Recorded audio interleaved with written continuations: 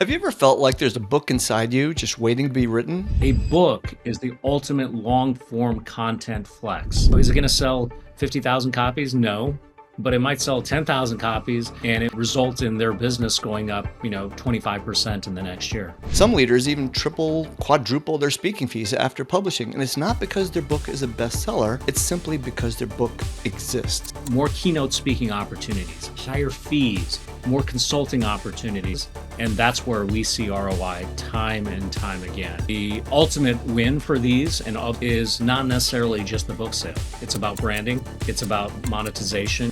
What's the very first step? How long should a book be? How do you get it onto Amazon? Have you ever felt like there's a book inside you just waiting to be written? For many executives and experts, that book isn't just a legacy of ideas. It's a powerful brand building tool. Some leaders even triple, quadruple their speaking fees after publishing, and it's not because their book is a bestseller, it's simply because their book exists. In this episode, I'm joined by Naren Aryal. He's the CEO of Amplify Publishing Group, and he's helped hundreds of leaders bring that book to life. And today, he's going to share how executives turn what's inside their head into influence, credibility, and revenue through a book. Let's dive in. Naren, welcome. Raj, good to see you. Happy to be here. Good to see you too. Book publishing is something that so many people have thought about. It's something that leaders do feel like that they have inside them. How do they get it out? So what's the very first step that you recommend to turn that feeling into a real project? You got to have a roadmap. That's the first thing I would say. And it need not be an elaborate, long outline. One of the things that I suggest is start with what we call a one-pager. And one-pager, and by the way, we'll make this available to your listeners, but it just has a few things, and they are a proposed title and subtitle, who you are and why you're the right person to write the book, a few sentences describing your big idea, the target market, who's your target market, and we can dive into each one of these specifically, who's your target market, Yes. And if you know of any comparable titles, jot them down. And what I tell folks all the time is, this is your first point in terms of starting the book writing and publishing journey, and it should all fit on a single piece of paper. And so those are the 5 things. Thanks for clarifying that. So, real quick breakdown of what to do next.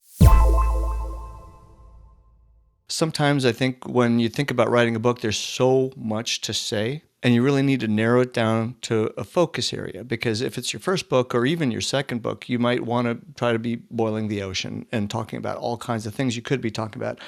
How does an executive trim it down into one thing that's timely, that's got the potential? How would they know that that book's got potential? What do they do to trim it down? Well, think about the last book that you or any of your listeners have read, right? It might have been 250 pages. But if the author was successful, the author left you with 2, maybe 3 takeaways from that book. So as you decide what your book is going to be, get some real clarity on what the big idea is, that A, you're qualified, you've got a work history and a bio that supports what you're talking about. And what you're introducing in the market is, as you said, timely and additive to the conversation of the day in your little lane. And that's another key, in your lane. How do you identify the right audience for your book? This is critical. You have to, as a nonfiction writer, and we're talking about nonfiction here for the most part, you have to understand who's going to care about your book. And the truth of the matter is, most people, if you're doing this correctly, if you're conceptualizing your book correctly, won't care about your book. That's okay. Don't lose sleep over that. What you really want to focus on is the sliver of the population that cares about fill in the blank. AI in a specific industry, financial services. You're really laser focused on what they care about, and you want to write something that you're qualified to write about in that little sliver. That's the key. Is there a way to do research, for example, to figure out, I think something like this is going to sell better than something else? Yeah, sure. I'm a publishing nerd, so I spend a lot of time on Amazon going through the genres and subgenres. I don't know that I recommend that for everybody. It's a wild place. Okay. And not a lot of fun, although I think it's fun. It's a question of ROI. You said something that we should really dig deep into, something that's going to sell better. Is that the goal, or is the goal to present your thought leadership and have your ROI come back to you in however you monetize your thought leadership, be it keynote speaking, consulting, seminars, courses, right? And so when we're having a ROI discussion, I just want to make it clear the ROI is multifaceted. Yes, everybody wants to sell as many books as possible. Everybody wants to become a New York Times bestseller. But there are many, many ways to monetize and be successful as an author that doesn't rely on selling a lot of books. That's such a good point, because there's this myth that a book has to be a bestseller for it to really either change a leader's career, maybe make a dent in their personal brand influence, their company's influence, but that's not true. What makes a book so powerful just by existing? I love this question. And so let's think about somebody who is a thought leader in the world of innovation, and I'm just sort of making this up. There are thousands of people that will write a LinkedIn post on the topic of innovation. There are fewer that can write a really good op-ed on the topic of innovation. There are 10 to 15 to 20 that can write a full-blown book, 300 pages on the topic of innovation. Again, as an example, a book is the ultimate long-form content flex. And 15 years ago, and especially now today, people are wondering if there's a space in the world of content for this long form that we're talking about, the book. And I'm here to tell you, just as I told everybody back 10, 15 years ago, that the book isn't going anywhere. The book is still not going anywhere. Yeah. And that's a really good point, because you go on a beach vacation with your family. What do you take with you? A book. And not always a fiction book. That could be nonfiction. That's what I tend to read most. So that's a really good point too. Let's go into the outlining section Yes. that you'd mentioned as one of the starting points, because that sounds like a very critical step when you put together a book. What does an outline look like? How detailed should it be? And what kind of research should you be doing to create that outline? Yeah. And so even before you start the outline, it's the conceptualization process, right? You think you've got an idea that would be well suited for the book format, and then you got to conceptualize what this book is going to be. Now, if you decide you want to try to pitch a literary agent and get a big deal from a major house, you have to do what's called a book proposal. And a book proposal is a 30-page document, and it includes a couple of sample chapters that you would then send to a literary agent. Now, that's not what we're talking about. What we're talking about is something a lot easier, a lot simpler. It is, again, the who, what, where, why, when of your project. Talk about the book with enough specificity to allow any reader to read what you sent and have an understanding of what the book project promises to be. And then and I'd encourage people to sort of volley this back and forth with some folks that you trust in your network. And then once you land on a concept, then you take that one pager with the 5 things that we talked about earlier, and you can expand it to an outline. And the reason why it's so critical is, writing a book is hard, and there are tools these days, and I'm sure we'll get into talking about them. But staying focused and staying true to your roadmap is critical. It's more efficient. It'll result in a better product. There's multiple models to create the book, because executives oftentimes, well, they don't have the time. And that's a challenge to actually get that book created. So they may hire a writer to help them articulate some of those thoughts. I've seen several people with false starts. They want to get started with a book. They want to get started with a writer. It just doesn't work out for whatever reason. The quality, the authenticity, they're like, this doesn't sound like me, those kind of things. So what are some good models that an executive can use to actually get what's in here out on proverbial paper? Yeah. Because we don't use paper anymore. So, That's right. yes. So the first thing is you got to be objective. How much time do you really have? Do you want to, and if you in any free time that you might have, do you want to spend it on your laptop writing a book? If it's your first book, is it the most efficient use of your time? So about 35% of the projects we work on will bring in a ghostwriter. Now, these are folks that have experience in the subject matter that you're contemplating writing your book on. These are professional writers, and part of being a good ghostwriter is to emulate the voice of your client, the author, right? And so, yes, that should be a concern. Will this writer capture my voice? But if you get the right writer, that should not be a problem. So that's one approach. Another approach is to get a writing coach.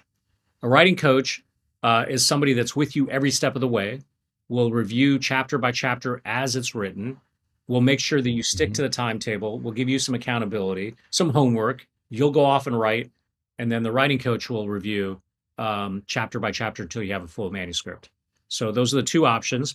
And then the third is you go write, and then when you're done, you submit, and we'll bring in an editor that's qualified to tear apart what you write. Now, the last option is the lower cost option, but it's also an option that requires you to spend a lot of time with yourself and not really knowing until the very end if there's some wholesale changes that are required.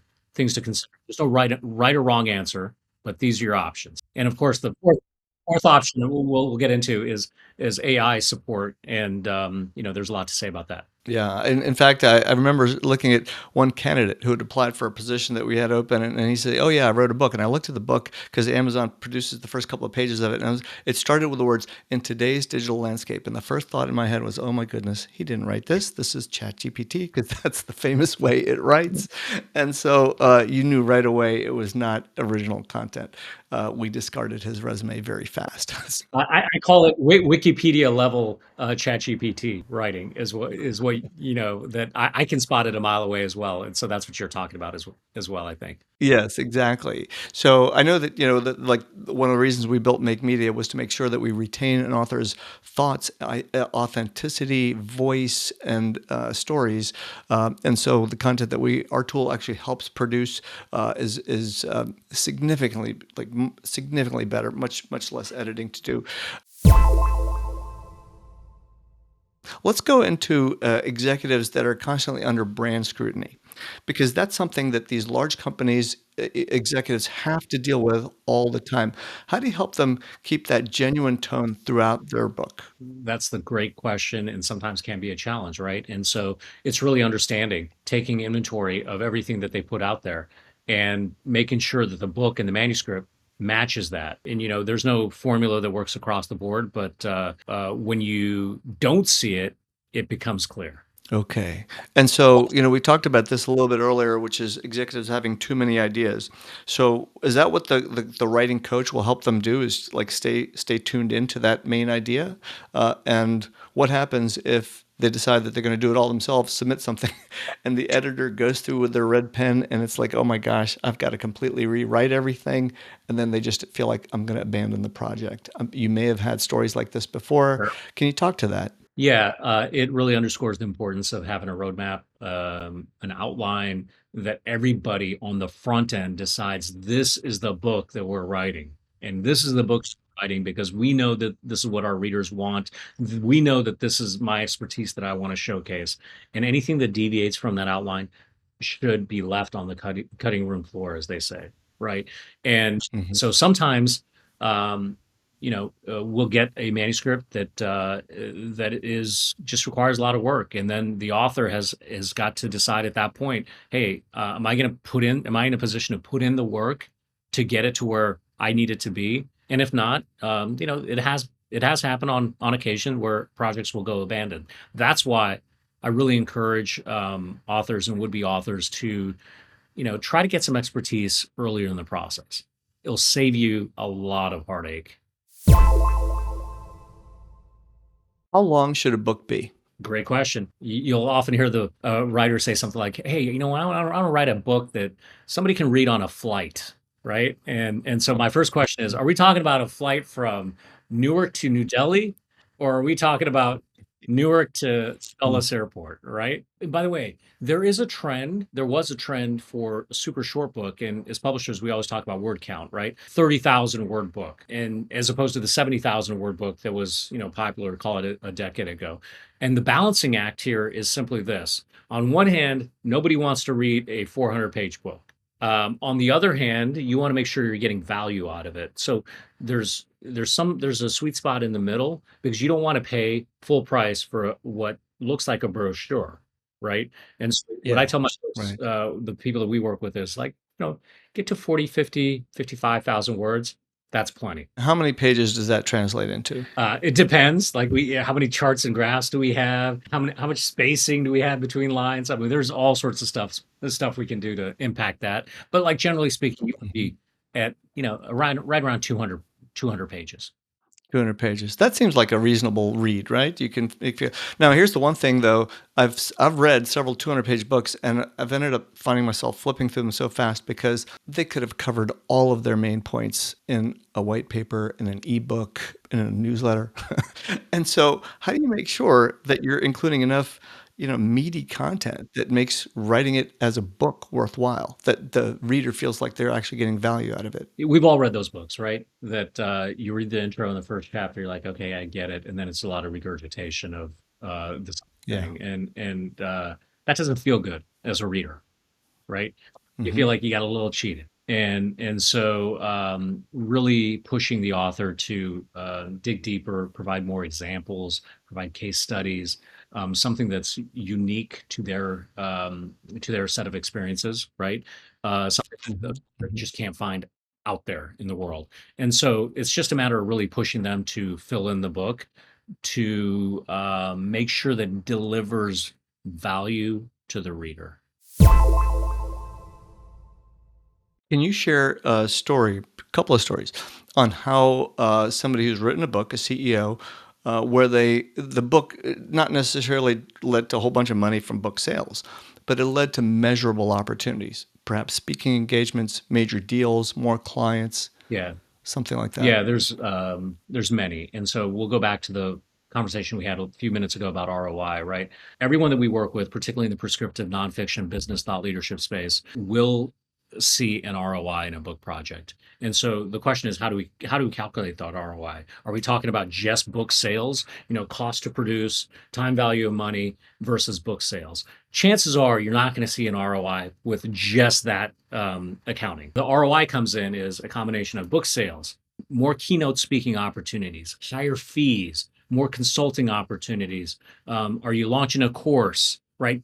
It's the 360-degree view of how an author monetizes. And that's where we see ROI time and time again. And I'll give you a few examples. We wrote a book we published a book for a woman named Melissa Agnes, and her book is called Crisis Ready. It has been out now, it's been several years, and it catapulted her from a crisis management communication expert to having the go-to book in crisis management. And it's led Mm. to a course at Harvard picking it up. It's led to numerous clients that have hired her for crisis management, right? Now, that's an example of where a book makes sense. Another one we're just launching this past month, and it's top of mind, is a book called the Customer Experience Imperative, the CX Imperative, right? And Mark Fithian and Jeff Rosenberg are practitioners in customer experience, and this is again aiming to be the go-to book in this little space that they operate in.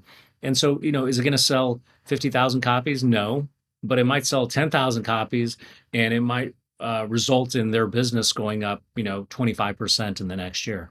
So those are two examples that I think would be interesting to your listeners. And then I'll leave you with one other here.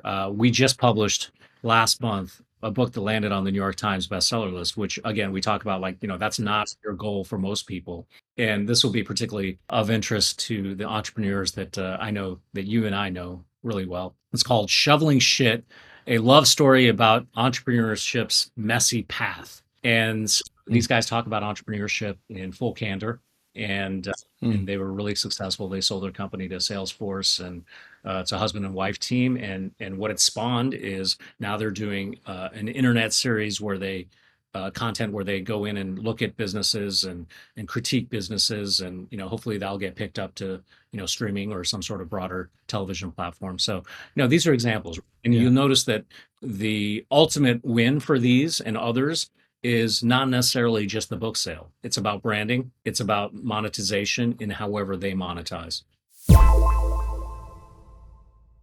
So this brings me to a question about distribution. So you've got the book, you've spent some time either with a ghostwriter coach, or you've written it, gotten editing back, and now what's the next step? How do you actually get it from this thing that's in either a Word doc or whatever format you've got it in, and to make it an actual thing, Yeah, an actual book. a widget. Yes. Okay. A widget. We'll do it all for you. Take it from Word and put it into formats that you need. Yeah. So what we do is, we then we get into things like cover design. You can cover a book. Okay. You can assess a book by its cover, right? And so if you look at our website, you'll see some incredibly gorgeous book covers. I'm really proud of that. And there's a lot of back and forth that goes on because it's very important. And then once we get the cover design done, we'll work on the interior design. How many charts and graphs do we have? You want to make it readable for the reader.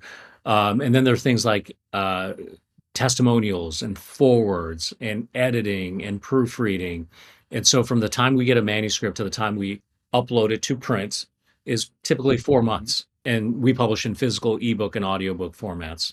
Is it advisable to have a hard copy as well as a paperback, and audio and ebooks, or like what are the formats? And can you just get by with only doing a paperback these days? Yeah. And so most of the people that we work with will sell, believe it or not, more physical copies than ebooks and audiobooks initially, because their network is going to want to get the physical copy, right?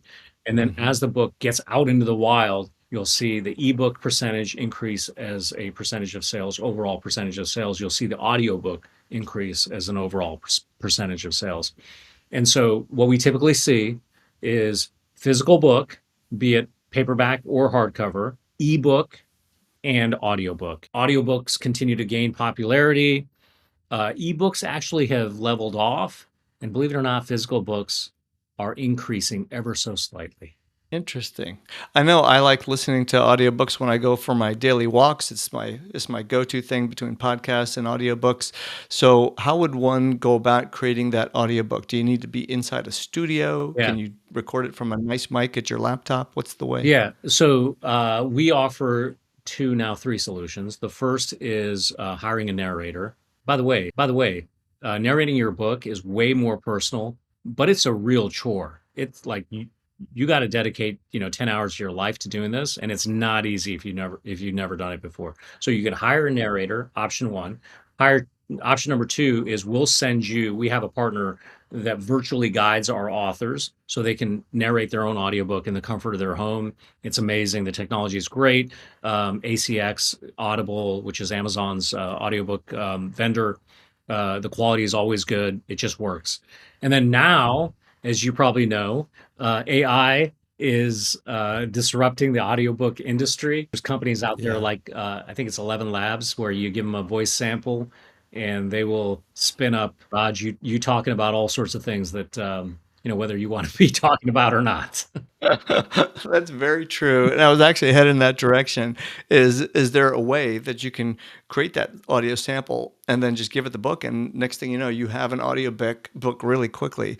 I've heard these audio samples that come back from things, and it sounds to me, at least in my voice, very monotone, doesn't sound like me. I tend to be a little bit more dynamic in my conversations. So do you think the AI tools are ready? Do you think they're going to be ready really soon?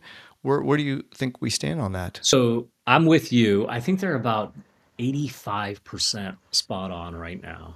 And Okay. and so a little flat, right? I mean, you probably see I move my hands a lot when I speak, and I'm animated as well. It's about 85%, right? And as time goes on, it's probably going to end up being 99%, right? And so the question is, are you okay as an author having something that is 85%? Most people are going to say yes, because it saves you a lot of time and energy. But I think that, for international bestsellers, people still want to know that it's the author reading the book, because as authors, we're connecting with our audience, right? And so I think it's going to be I truly think it's going to be a selling point for audiobooks if the author lets people know, hey, this is my my voice. I read it from start to finish. I know that I personally feel much more connected to the author when I listen to them on the book versus a narrator. It just doesn't feel as personal. I've actually returned books that it's like, it's not the person speaking, and I return it back to Audible like within a day because I don't know, I just don't enjoy the experience as much. Do you see that? Do you see that making a difference in terms of the impact that a book can actually have? Not so much on sales, but if you're looking to get more speaking engagements if that's on your radar. Or perhaps you're a COO and you want to be a CEO of a larger organization and the book is a step in the ladder. Do you feel that the self-narration is important? I sure do. I sure do. And again, it is you revealing yourself to the audience in a more personal and authentic way. And some people are just really good at reading, and their voices are great. And I'll give you a good example. Mel Robbins, who everyone knows now, is on our board, and I still maintain. I mean, she's incredible. She's super focused on her target market, but like, there's something about her voice that just draws you in, and so it's no wonder that her audiobooks just kill it. Yeah. Yeah. I know my kids talk about her all the time. And so reference things that she's saying. And so it's kind of funny. You and I both have kids that are, I guess, now entering adulthood and they don't always listen. And so sometimes say, well, what did Mel Robbins say about it? That makes them connect. So it's always a little fun thing to add. So we talked about getting that book finalized. So how do you get it onto Amazon? How do you get it into Barnes and Noble and these other places where you can actually have the distribution? Yeah. So, our books are sold everywhere books are sold, right? And so we use the same distributors that Simon and Schuster or the big houses might use. And so it's a process of, and keep in mind, the number of bookstores, chains, is not what it used to be. Right now we have Barnes and Noble. They're doing really well right now, but it's just the only really big chain right now. So we know, we'll pitch the appropriate buyers at Barnes and Noble. But most of the books that we work on are leadership, thought leadership, business. 70% of those will be purchased on Amazon. It's just the way of the world. And think about where, when you purchase the last 5 or 6 books, I'm going to guess you're going to say Amazon. Am I right? That's right. Every now and then, if I am leaving tomorrow and I need a book today, I'll go to Barnes and Noble. But for the most part, it's Amazon. So I love them as a consumer, as a publisher and author. We don't love them as much, right? And they've really upended is probably the right word. The world of books and retailing of books, but they're necessary. And so a lot of our authors will sell 70% of their books there. They'll sell other books in conjunction with a keynote event or a conference. Then the others will be spread out through maybe Hudson News in the airport market or independent bookstores. Here in the DC area, we've got 2 of the really well-known ones in Politics and Prose and Kramer Books and others. And so, that's the distribution, not just for us, but just for about everybody right now. How many books should someone print? Yeah, that is a good question. And so what you should do is, what I tell people is, let's print initial printing that we know that we're going to get to a reprint, right? And so most of our print runs are, call it, 1,500 to 4,000 books, at least initially. Now, there could be other situations where an author has a track record of selling 50,000 books. And then obviously we're going to start out with a higher number there. Sometimes we're surprised at books that just gain momentum that we didn't necessarily think that they would.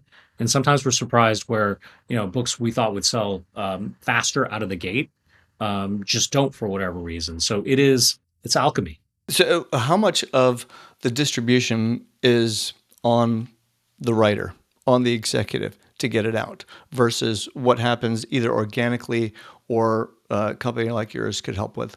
Yeah, I would say that if you're self-publishing, the onus is on you to get it set up with Amazon or Ingram Spark, and then you're done. If you're working with a company like ours, that's the value that we bring in addition to all the other things on the production side. We manage the distribution. We have a warehouse facility. We ship books out. We invoice. We collect. Where I would say that the author really must be involved is the marketing of her book. I don't care if you're publishing with Harper Business, Amplify Publishing, or you're doing it yourself on Amazon. The author must be engaged because you're the thought leader, you're the expert, and the people, your potential readers and the audience, they want to hear from you.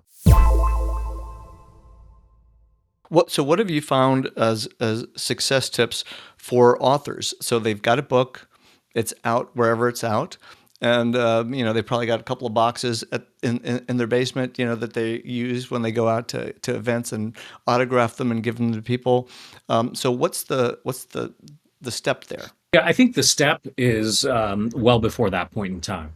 It is when you're writing a book, you should start generating content from the book. So act like you got a book to sell before you got a book to sell. Because in the Okay. year before the book's publishing, your one job only, aside from writing the book, is to grow your audience. And how you do that is through content. And that content should be specifically tilted toward the book and what's in the book. And so the number one tool that an author has is her email list. So as you're generating all this content, people that are enjoying the content or invested in your content get their email list.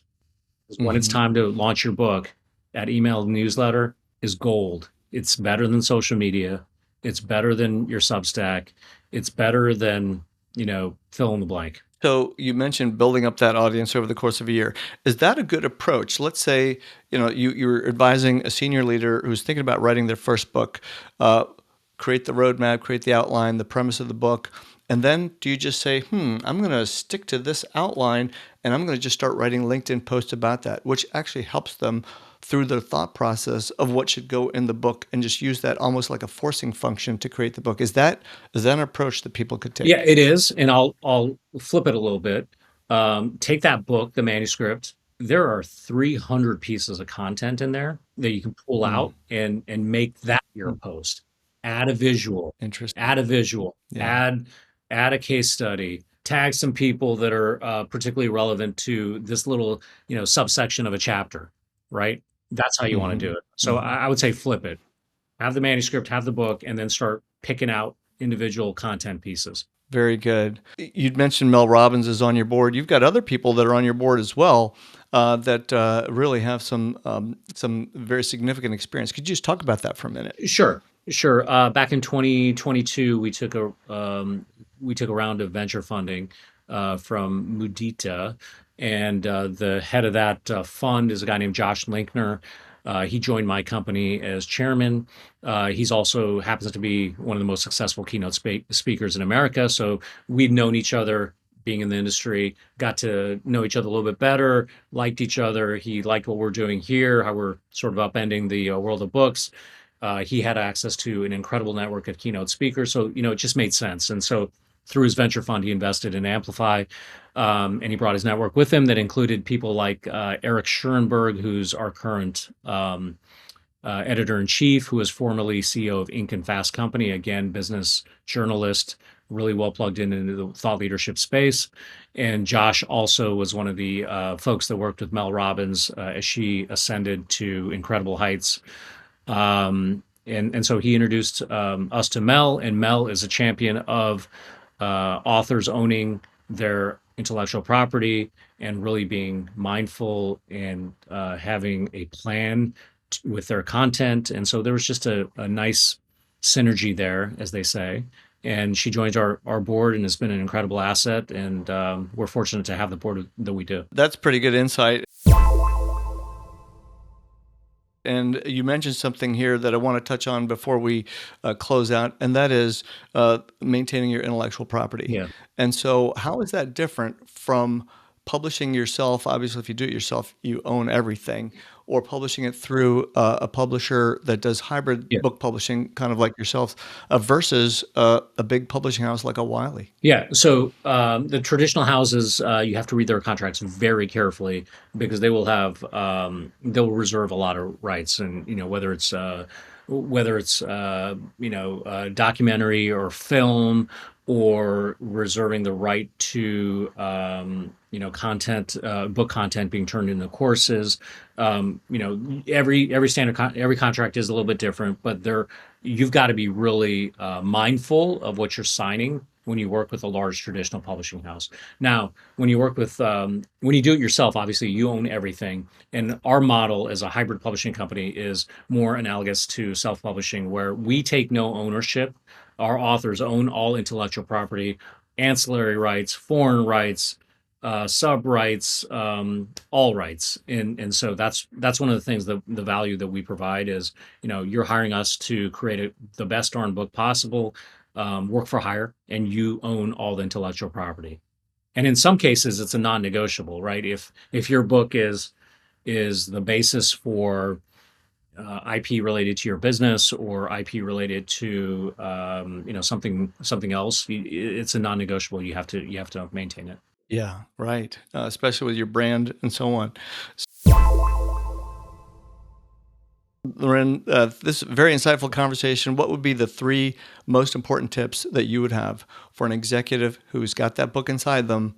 What's the first 3 things they should start doing? Yeah. So the first thing is conceptualize, right? What is it about this idea, this book, that will not only showcase your thought leadership, but will deliver value to the reader? Very important. Then the second thing is to think about the target market, right? Make sure you've got a fine understanding of the target market, and be objective when you land there. And then the last thing is figure out how realistically it's going to get done, and get done at a high quality. And whether that's you write the book yourself, or you work with a ghostwriter, or you use the many other tools that are out there these days. So those 3 things, I would say, at some point or another, you're going to have to answer those 3 questions. Excellent. Wow, what a masterclass in how to get a book out there, especially if you're a leader, because the whole process is very different than if you're writing a fiction book. So right. I think big difference. Naren, thank you so much for your time today, and I hope everybody listening got a lot out of that conversation. How can they reach you if they needed to connect? Just go to our website, amplifypublishinggroup.com. You can learn a lot about us there, and just reach out. There's a form. All right, excellent. Thanks again. We'll see you next time on Executive Signal. Thanks, Raj.